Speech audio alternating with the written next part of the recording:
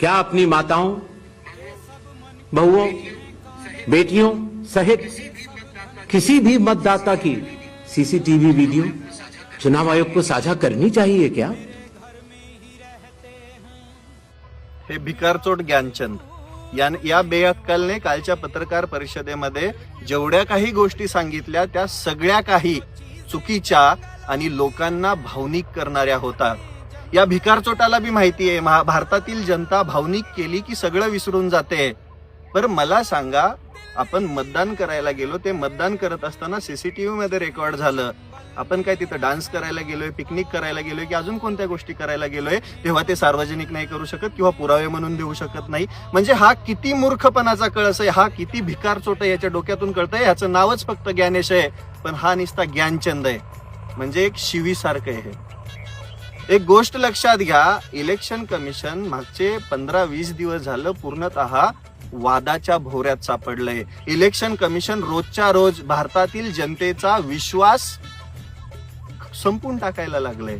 आणि यांचं उत्तर कालच्या पूर्ण पत्रकार परिषदेमध्ये एकही उत्तर प्रॉपर आणि जनतेला बरोबर वाटेल असं नव्हतं. बरं मला सांगा, सीसीटीव्ही फुटेज दिलं मतदान करतानाचं किंवा ते पुरावा म्हणून दिलं किंवा तुमच्यावर एलिगेशन आले, तुमच्यावरती आरोप लागले, त्या आरोपांचं खंडन करण्यासाठी जर तुम्ही गोष्टी करू शकत नाहीत, म्हणजे तुम्ही नक्कीच दालमध्ये काळं काहीतरी केलंय, तुम्ही पूर्ण डाळीमध्ये काळं काहीतरी पसरवलंय आणि तुम्ही वरतून म्हणताय, वरतून लोकांना भावनिक करताय की कसं द्यायचं सीसीटीव्ही फुटेज. अरे भिकार चोटा, आम्ही मतदान करायला गेलतो रे, आम्ही तिथं मतदान करायला गेलतो, ते रेकॉर्ड केलं आणि तुझ्यावर प्रश्नचिन्ह उपस्थित झालं, ते जनतेला दिलं म्हणून काही फरक पडत नाही, त्यात चुकीचं काहीच नाहीये.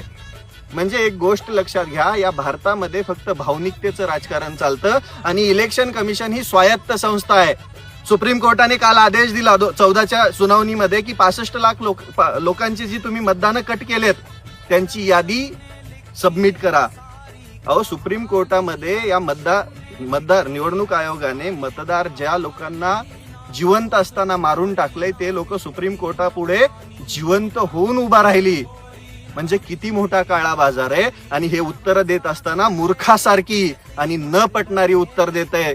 इलेक्शन कमिशनने अजून पण सुधारलं पाहिजे. या भारतामध्ये ज्या स्वायत्त संस्था आहे त्यांनी स्वायत्तेनेच काम केलं पाहिजे.